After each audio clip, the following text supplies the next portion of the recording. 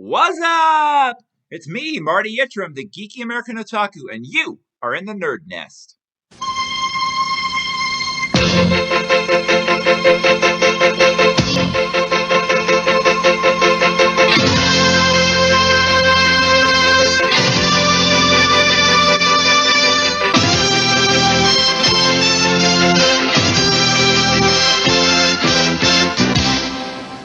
I still do not regret making that intro.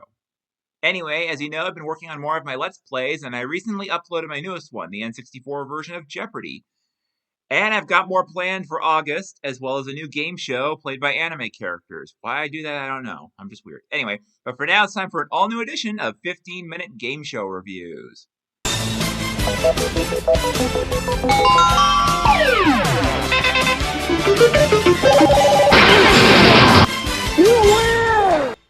This review was one of the results of a poll I did way back in February, and it was actually the number 2 result behind the number 1 result, which was the Crosswits. That leaves this one and Hitman. I've already done Trivial Pursuit. Coincidentally, this show was also hosted by the legendary Wink Martindale. Anyway, let's get ready to answer some pop culture questions so we can hopefully pay off our bills. It's time to dive into debt. Drowning in a sea of bills?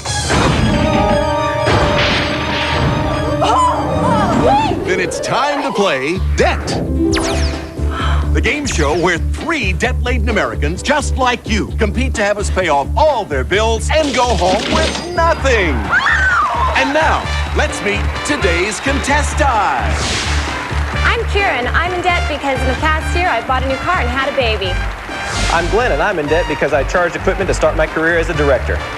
I'm Connie, and I'm in debt because I've been trying to get my jewelry business off the ground. And now, starting at host, the Crown Prince of Credit, the Duke of Debt, Wink Martindale. Thank you very much. Welcome. Thank you. Thanks, everybody. And welcome to our show. The country's in debt, you're probably in debt, but most importantly, our 3 players, Kira, Glenn, and Connie, have come to us with their real-life debt, and one of them just might be lucky enough to get out of it by the end of this show. So let's get this party started, shall we?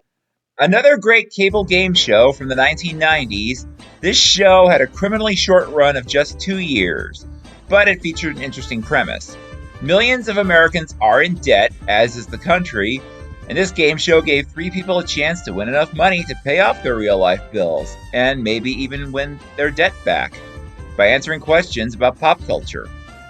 Debt premiered on Lifetime on June 3rd, 1996, and ran until August 14th, 1998. There were plans to syndicate the series, but that ultimately didn't happen. The show was produced by Walt Disney Television in association with Lifetime, and one of its producers was actually Michael Davies, who later brought Who Wants to Be a Millionaire to America in 1999, and is now the executive producer of both Wheel of Fortune and Jeopardy! The host, as I mentioned before, was the one and only Wink Martindale. I'm not going to give a detailed bio of him, as I recently did one with my Trivial Pursuit review, but for those who didn't see that, I'll give a list of some of the game shows he's hosted. What's This Song, Gambit, Tic-Tac-Dough, Headline Chasers, High Rollers, The Great Getaway Game, Trivial Pursuit, Boggle, Shuffle, and Jumble the Interactive Games, and finally Instant Recall on the Game Show Network. He also currently has a YouTube channel where he uploads videos of game shows and rare clips from game shows and more. The announcer was a woman named Julie Claire, who was best known for doing the voiceovers for Hooked on Phonics commercials in the 90s. And that's pretty much it. I can't even find an IMDb page for her, or even a headshot of her. However, there is a page and headshot here of the security guard scene here, played by Kurt Engstrom. His credits include Twisted, Deliverance by the Slice, In the Land of Merry Misfits, Couch Cases, and Rimshot. You, like myself, probably never heard of any of these. So yeah, not much to talk about here, so let's just get to the gameplay. The show is played like this. 3 contestants competed, each having accumulated anywhere from $6,000 to $10,000 worth of debt through various means, which they explained during their introductions. The debt was usually because of things like credit card bills, paying for an expensive wedding, or student loans. Needless to say, not much has changed in 28 years. But I digress. Now, before the game began, the contestants' debts were all averaged to the same amount for scoring purposes, and they were always displayed in negative amounts to indicate their remaining debt. The first round was called General Debt. In the first season, contestants faced a game board with 5 categories, usually laden with double entendres or risque titles, each category with 5 questions in negative dollar values ranging from minus $50 to minus $250 in increments of 50. Anyway, the first choice of question went to the contestant who had the lowest debt before averaging. The contestant then chose a category and a value, a la Jeopardy, and then Wink would ask a who am I question that all the contestants could answer. Or as Wink said, the questions used the I am, you are format. Here's an example. Not tonight, dear, for minus 150. Question, my ads say when you've got a headache this big, you've got me written all over you. Scott. You are Excedrin. That is an Excedrin headache. The player had to make sure to start their answer with the phrase you are or your to receive credit. A right answer deducted the question's value from the contestant's debt. A wrong answer, failing to respond within 5 seconds, or not using proper phrasing, even if the answer itself was right, increased the contestant's debt by that amount and allowed the others to buzz in. The contestant answered correctly, then chose the next question from the board. If no one answered correctly, the contestant who gave the last correct answer kept control. One of the 25 questions hid what was called the detonator, which was judged by the producers to be the most difficult question in the round, and as such, was played for $500, regardless of the value of the question on the board. The players were warned when the round entered the final 2 minutes, and once time ran out or all 25 questions had been asked, and usually the former, the 2 contestants with the lowest debt amounts moved on to the next round, while the contestant with the highest debt amount was eliminated and received a consolation prize of a piggy bank with a $200 savings bond. In the second season, the gameplay for General Debt was changed for reasons which I'll explain later, though I'm sure you all know why. The round now began with a toss-up question to determine control and took $1 off their debt. Now, rather than selecting an individual question, the contestant in control chose one of the 5 categories from the board, and Wink asked the 5 questions in succession, with values increasing from minus $50 to minus $250. The detonator was hidden behind one category and doubled the value of all of its questions, making them worth anywhere from $100 to $500 in increments of 100. The contestant who gave the last correct answer in a category chose the next one. Finally, contestants were no longer required to start their answers with the phrase you are or your at any point in the game, although Wink still read the questions by starting them with I am or I'm. The rest of the game remained unchanged. The second round was called Gambling Debt. A category was revealed, and starting with the player with the lower remaining debt at the end of round 1, the contestants would bid back and forth as to how many of its 5 questions they could answer correctly. Bidding continued until one contestant either reached the maximum of 5 or challenged the other to, quote, prove it and to fulfill the contract. If the winning bidder indeed gave enough correct answers to fulfill the contract, the value of the category was deducted from their debt. Otherwise, their opponent's debt was reduced by that amount instead. The winner of each category earned the right to place the first bid on the next one. And 5 categories were played in this round, with values of minus $300, $400, $500, $750, and minus $1,500, in that order. The round ended after all 5 categories were played, or when one contestant was so far ahead that the other wouldn't be able to catch up, even if they played all 5 categories. Wink called this being mathematically eliminated. The player with the lowest remaining debt went to the bonus round, while the runner-up received a piggy bank with a $500 savings bond. The bonus round was played in 2 parts. The first part, appropriately enough, was called Get Out of Debt. Here, the contestant had an expiration date of 60 seconds to answer 10 questions in a given category. If they passed or missed a question, Wink would simply move on and ask a new one. If the contestant could answer 10 questions correctly before time ran out, their entire original debt before the averaging at the beginning of the show was paid off. Otherwise, they kept all the money won during the first 2 rounds.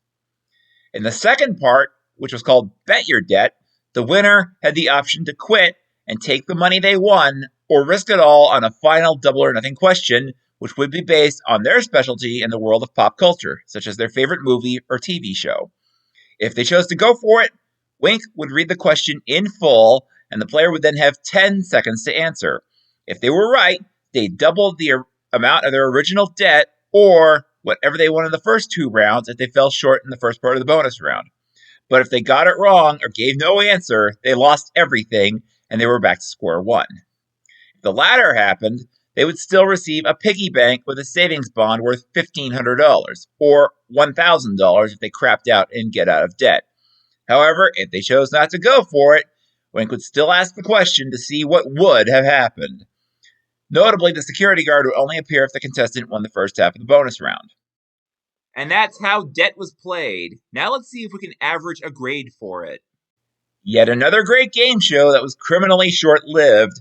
Debt was interesting in the fact that contestants were literally trying to win enough money to pay off all their bills, which was pretty tough even back in the 90s. Of course, it's much harder now. But the show's format was pretty solid, even though its first round was basically a clone of Jeopardy! Wink himself even called it a 21st century version of Jeopardy! For the MTV crowd, as the show was popular with Generation X. Oddly enough, the critical reviews for the show were pretty dismal. Entertainment Weekly described it as, quote, kitschy and tacky, and the New York Daily News called it, quote, stupid, while criticizing the contestants and the quality of the questions. Credit card companies and consumer advocates also called out the show for being irresponsible. But then again, the critics aren't always right. It stinks. It stinks. Yes, Mr. Sherman, everything stinks. Anyway, Lifetime placed Debt in the time slot after Supermarket Sweep, which by 1996 was in reruns even though it was still getting good ratings, and this bumped out Shop Till You Drop, which was revived on the Family Channel that year. And Debt became a hit for Lifetime, especially with men, even though that network has historically been aimed primarily at women. That was one of the reasons the show ended after just 2 years. The second, and the primary reason, and I am not making this up, was because Merv Griffin Productions and Sony sued the producers because the general debt round was too similar to Jeopardy! I guess Merv didn't believe that imitation was a sincere form of flattery. Spoil sport. As such, the format for General Debt was changed for the second season and the ratings started to decline. Nonetheless, Disney tried to have the show syndicated by having several TV stations, such as KCBS in Los Angeles and KTVU in San Francisco, air reruns of the series in the spring of 1998. Had it been bought by enough stations, Debt probably would have increased the prize money and allowed people to pay off more bills, such as their mortgages. But sadly, it was not to be. Too bad. Debt was a really good show. My only complaint is that it gave out the savings bonds as a consolation prize. I understand it was a cable game show in the 90s, but I think they could have given them the cash instead, and maybe a little more than what they offered. Maybe the third place finisher could have gotten $500, $1,000 for the second place finisher, and $1,500 for the winner should they bomb in the bonus round. But other than that, and the forced change in the first round's format, the show was great. And of course, Wink Martindale was a great host. What else could be said about someone who is the master of his craft? Wink was specifically chosen by producer Michael Davies and was told, as Wink himself put it, that Debt would do for him what MTV did for Tony Bennett. Maybe Wink should host another game show alongside Lady Gaga. Nah. Anyway, Debt was a great game show with a great premise, even if it was a clone of Jeopardy! In its first season. But it was still a lot of fun, and as such, it gets a credit rating, which I think is higher than our country's now, of A. And now here's the part where I talk about how I'd revive the show if I had the chance. As you expect, I wouldn't change too much about the show because it was already pretty solid. However, to avoid any lawsuits with Sony, I would explicitly state that the general debt round was inspired by Jeopardy! And actually credit Merv Griffin as its creator. Either that, or Disney can have the show co-produced with Sony. Anyway, the game would start with the debt amounts being averaged, and a toss-up question worth $1 would be asked to determine who started the game.